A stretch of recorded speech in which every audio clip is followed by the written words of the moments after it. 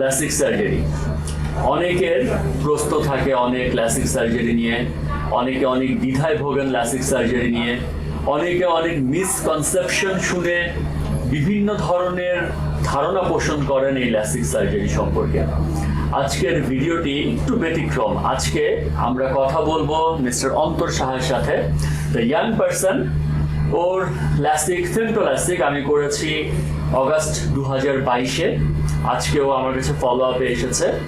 আজকে প্রথমে অন্তরের কাছ থেকে ও যে লাসিক করেছে, চশমার দিয়ে থাকতো, ওর চশমা মোটা পাওয়ারের একটা চশমা লাগতো ওর।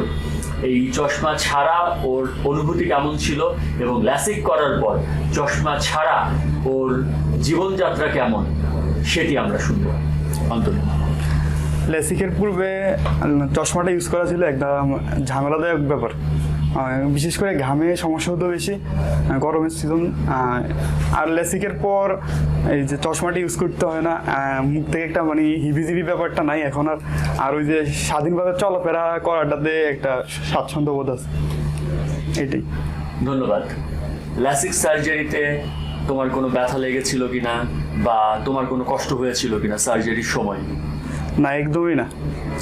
আর লাসিক সার্জারির পরবর্তী সময়ে তোমার কি ভয় করতো যে তোমার দৃষ্টি স্বাভাবিক হবে কিনা, বা তুমি যখন লাসিক সার্জারির পরবর্তীতে চশমা ছাড়া ছিলে তখন তোমার কোনো ধরনের খারাপ লাগা কাজ করতো কিনা? চশমা ছাড়ার পর বা লেসিক করার পর আমার অন্যরকম কোনো সমস্যা হয় নাই। কিন্তু ওই যে আরেকটা ব্যাপার আছে না, যে বলছিলেন যে মানে লেসিক সম্পর্কে কি পরবর্তীতে ভ্রান্ত ধারণা আছে কিনা, ওইটা মূলত ছিল না, কিন্তু মানুষ থেকে শুনতাম, ওই সময় ভয় লাগতো। কিন্তু যখন স্যারের কাছে আসলাম, পরামর্শ নিলাম, স্যার থেকে অনুপ্রেরিত হয়ে লেসিকটা করা, আর এখন পর্যন্ত মোটামুটি ভালো আছে। ভেরি গুড, ধন্যবাদ অন্তর তোমাকে।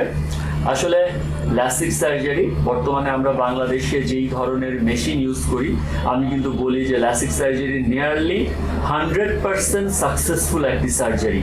কিন্তু যদি আপনার চোখ লাসিকের জন্য ফিট হয় তাহলেই।